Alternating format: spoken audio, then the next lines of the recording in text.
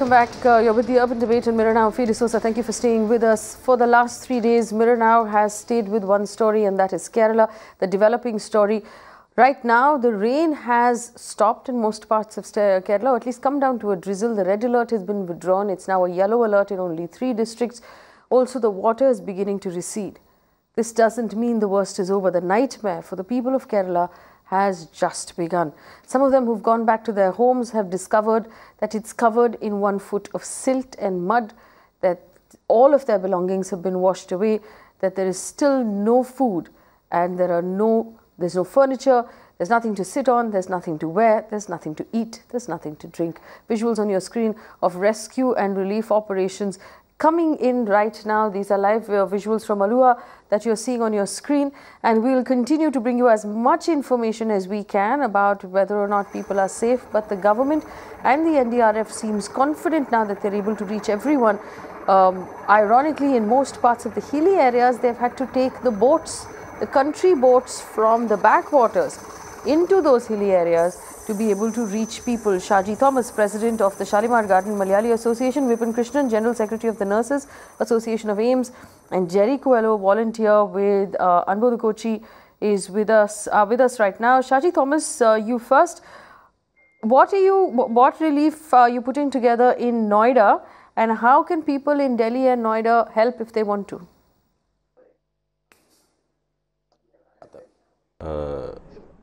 हम लोग नोएडा में नहीं है, गाजियाबाद है, गाजियाबाद का शालीमार गार्डन पे।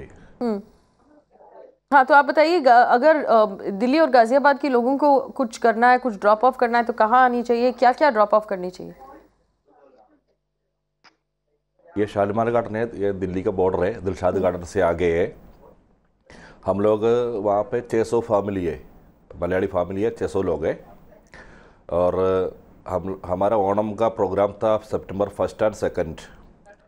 तो 1 और 2 में हमने ओणम कैंसिल कर दिया। ओणम कैंसिल करके हम लोग क्या कर रहे हैं, ओणम के लिए, त्यौहार के लिए जो पैसा हम लोगों ने इकट्ठा किया है, वो पैसा हम केरला में मदद के लिए भेज रहा हूँ। तो और आज 2-3 दिन से हम लोग कपड़ा वगैरह कलेक्शन कर रहे हैं, और गांधीनगर जाके हम लोग काफ़ी होलसेल से कपड़ा लिया है नाइटी वगैरह बनाने के लिए, कुर्ता नाइटी वगैरह बनाने के लिए।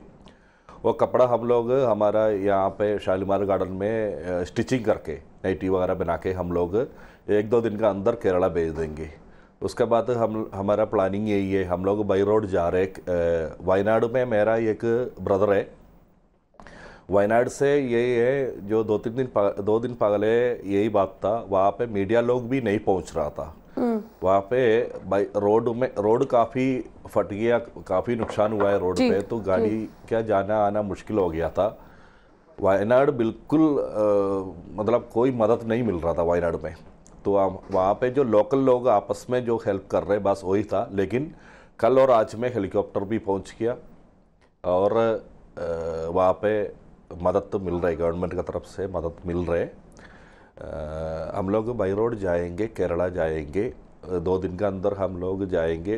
वहाँ पे जाएगा तो हम लोग रास्ता में जितना भी भोपाल वगैरह में, पूना वगैरह में जितना भी एसोसिएशन से, उन लोगों से हम मिलके जाएंगे, जो भी कलेक्शन वगैरह मिलेंगे। हम तो कितने ट्रक्स जा रहे हैं by road Shaji ji?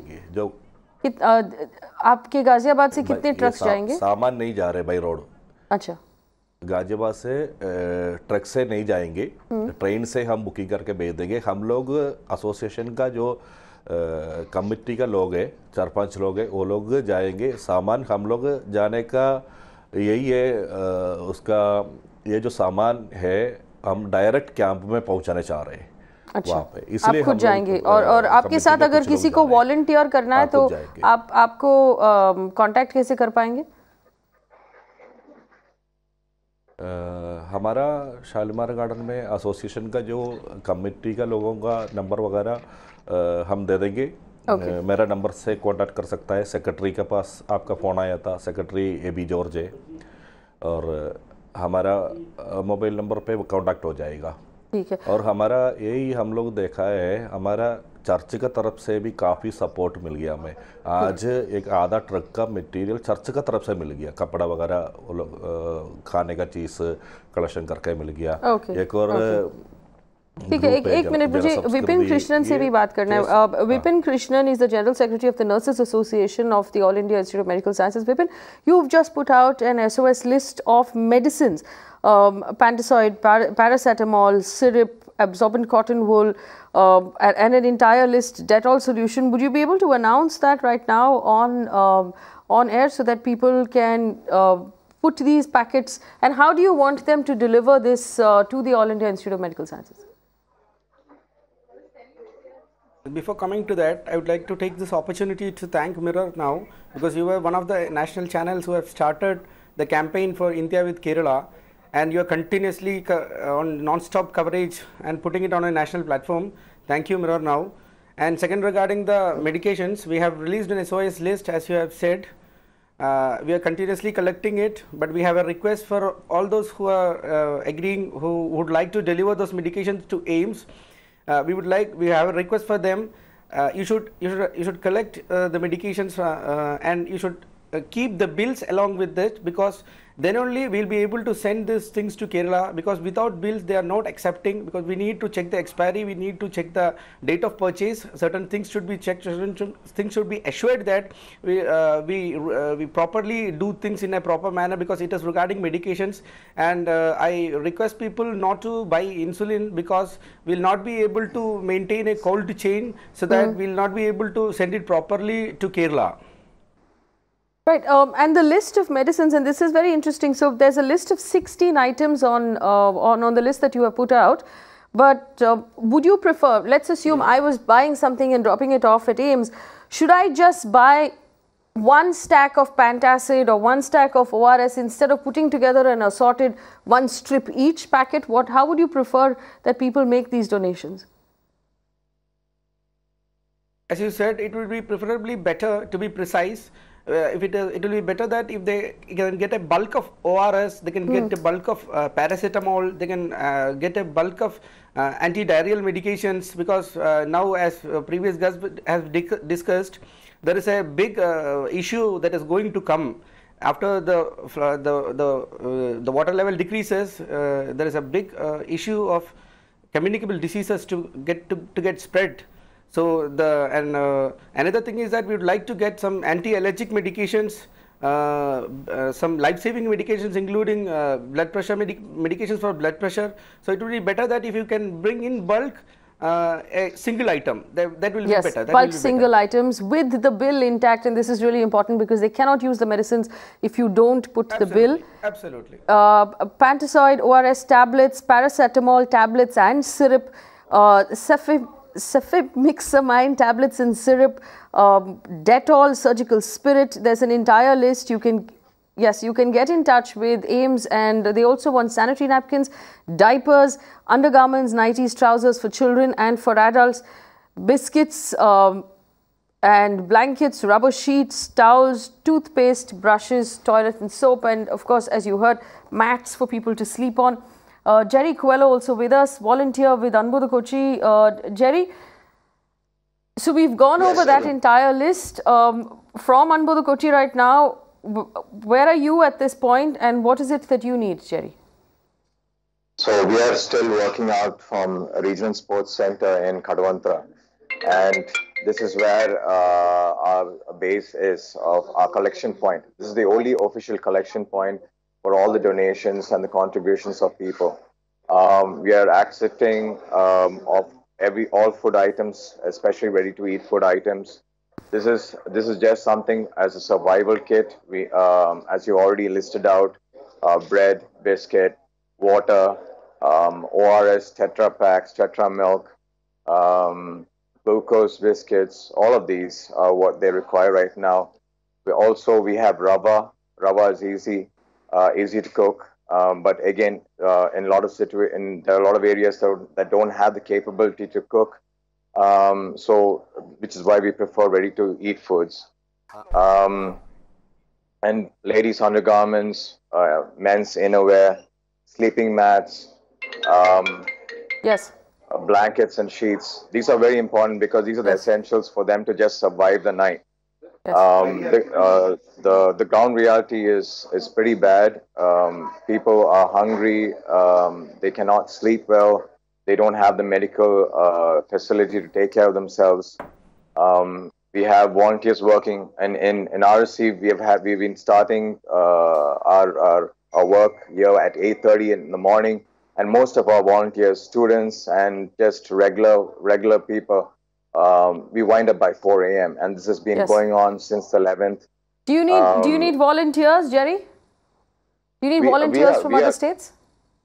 No, actually, in our current space, we cannot afford to have more volunteers because it disrupts the whole thing. We have a lot of volunteers, student volunteers, parents, mothers, even little children coming in, and sometimes we just cannot, even though a lot of people want to help and want to do something, you can't accommodate them. Help, we can't accommodate them because otherwise it's utter chaos.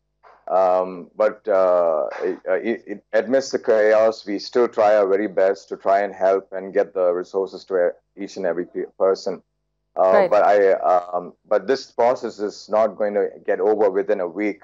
We're going to see a lot more need in the coming weeks, and it is a concern as to how long us regular people can sustain this.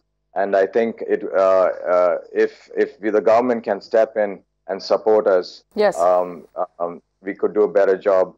Right now, we have the collector, Mohammed Safirullah, who's helping us a lot in conjunction, in collaboration with our ex-collector, Mr. Hanif. Yes. Also, Rajamanikam sir, who's a special officer for the flood relief. And we try to pump ourselves up and take refuge in the fact that we are trying to help. The sad part is sometimes we are not able to help everyone every time. Yes. And it can be disheartening sometimes when people pass rumors about us retaining a lot of our food materials and not giving it to anyone. Yes, the fact I understand. Jerry, in fact, while the people of India send their love and their prayers to Kerala and the people of Kerala, we also will send you relief material, and people are donating across the country, not just money but also relief material. You have the contact details. Your entire team at Anbodu Kochi has contact details of Mirror Now. Please feel free to reach out to us if you need anything at all, and we will pass on that message to the rest of the country, because we are going to stay with the Kerala story for the next 1 week, and if there's anything you need, you can let us know. But like Jerry Coelho was telling us, there are some rumors doing the rounds that are disheartening and threaten to perhaps also derail all of the good work that is being done. So we've put together a rumor versus truth to let you know what is really happening. First of all, the first rumor that has done the rounds on Twitter is that Onam has been cancelled by the state government. Now, first of all, Onam cannot be cancelled. If you choose to celebrate Onam in your house, nobody can stop you. You cannot cancel Onam. What the government has done is that it has postponed the government celebrations of Onam because of rescue and relief that's happening right now. But we do understand that a lot of people across the world from Kerala have chosen not to celebrate Onam this year because they have relatives, they have loved ones, and their state is in distress. The second rumor, that the Mullaperiyar Dam is developed cracks and it might crack and open completely. This rumor is completely baseless. The dam has not developed any cracks and there is no risk whatsoever.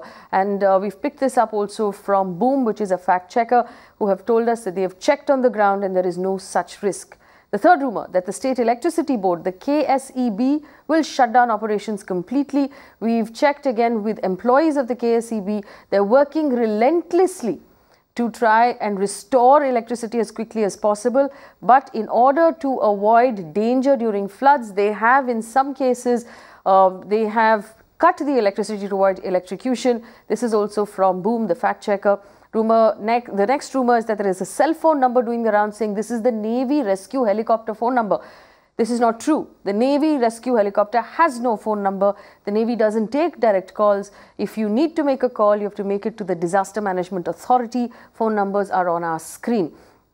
Also, there was an imposter who put up a horrible WhatsApp audio that said that Kerala does not need money, that Kerala does not need any articles, we don't need your charity, we can manage on our own, we need electricians. This is completely false, as we have spent the last hour and a half establishing. Kerala needs all the help that you can give it. In fact, we've now got the Indian Army refuting this person, saying he's an imposter wearing the army combat uniform, in the video spreading wrong information about rescue and relief. Every effort by the Indian Army is aimed to overcome this terrifying human tragedy. Do not fall for things you hear on WhatsApp. Also, what we've heard so far is that Kerala needs help. The big piece of information is, if you're sending medicines, don't put together a kit of one strip of crocin, one strip of something else. Buy in bulk. So whatever you're buying, buy in bulk and put the bill in it, so that they can use it. They cannot use medicines if you don't put the bill in it, and this is really, really important. If you're buying food, buy one item in bulk. Do not put kits together. Allow for the relief workers to put those kits together, but buy in bulk, buy fully packed cartons and send it down.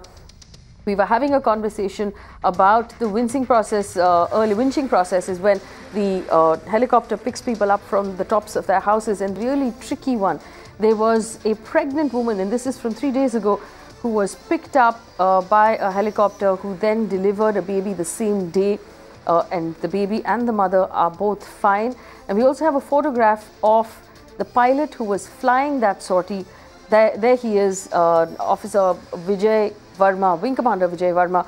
Vinay, this is important, and I want to register it because our viewers need to know how difficult it is to pick up, to winch a pregnant woman in that manner, and there was no officer with her. There was no, there was no commando on the winch with her. She was alone, which is even more tricky because, I mean, simple science from school will tell us that when you do that, there is a pendulum movement that can be created that would have caused great risk to someone who was so pregnant that she delivered the baby later in the same day. Yes, the entire process of winching is extremely tricky, especially in a civilian area, in a residential area.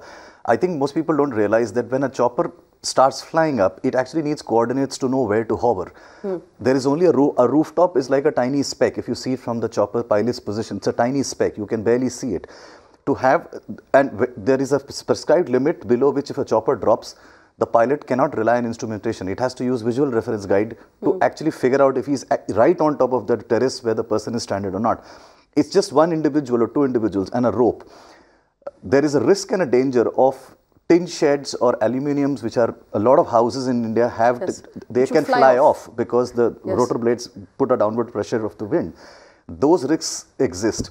Then holding it in a particular position, enough for the commando to come down, tie the person, then winch back up, and ensuring that the wind is not shaking the entire rope is an extremely difficult and an extremely skillful job. The last and the other point, and this one would have been particularly difficult. This one because no other commando had come down. So this was, and also the woman was very brave. I mean, you have to give her credit for not panicking. The discomfort of being winched discomfort up. And the sheer panic. This is an experience that no civilian will ever have. This is only a trained person will have an experience of being winched up. You can get into panic mode, and I think that just creates a bigger problem because you don't know how to handle that. The other thing which most people don't realize is when a chopper hovers in a static position, it consumes and burns more fuel. Rescue pilots actually carry less fuel than required because it reduces the weight and they can carry more people back. So actually all Indian Air Force pilots do not fill up the entire tank. They actually take less fuel because the weight of the chopper cannot be taken only by fuel. They take more people than fuel. And they keep refueling it.